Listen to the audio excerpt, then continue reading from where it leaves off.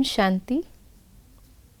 शिव बाबा जो दुख हरता सुख करता है, वो हमें सुख की दुनिया में ले जाते हैं और इसीलिए वर्तमान समय हमें सुख स्वरूप बनाने के लिए दुखों से मुक्त और दुख के जो भी जरिए हैं, जितने भी द्वार हैं, उन सबसे हमको न्यारा करते हैं, सबसे सुरक्षित करते हैं और इसका स्वरूप है साधना।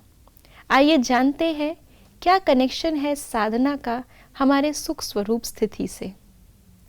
अपनी साधना के स्वरूप से साधनों को कार्य में लाओ, साधनों का आधार नहीं बनाओ, लेकिन अपनी साधना के आधार से साधन यूज करो।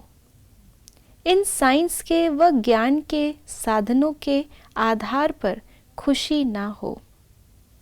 बाबा ने हमें सतयुग का ज्ञान भी दिया है, जिसमें बाबा ने बताया है कि सतयुग में जिस प्रकार के साधन होंगे, जिस लेवल की टेक्नोलॉजी होगी, वो तो इस समय पे कोई इमेजिन भी नहीं कर सकता।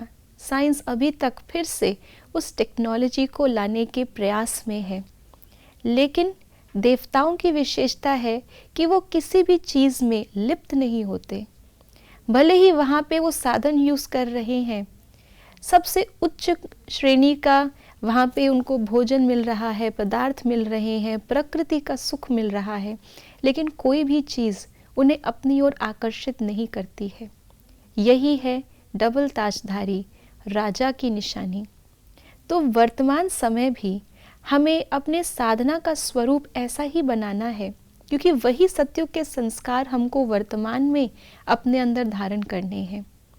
सेवा करने वाले के पास साधन अपने आप आते हैं, इसलिए हमें साधनों को यूज़ तो करना है, क्योंकि ये सेवा में सहयोगी हैं, लेकिन इन पर आधारित नहीं होना।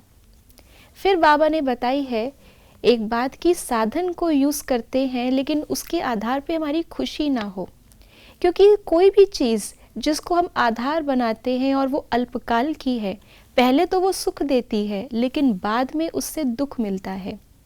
अगर हम पूरे चक्र को देखें तो हम सुख के बाद दुख के बाद अब फिर सुख में जा रहे हैं। तो ये समय दुख से न्यारे होकर सुख में जाने का है। अगर इस समय हम साधन के आधार पे अपने आगे कार्य करते हैं, तो हम फिर से सुख से दुख की ओर चले जाएंगे, क्योंकि अंत में टेम्पररी चीज़ दुखकारी ही बनेगी।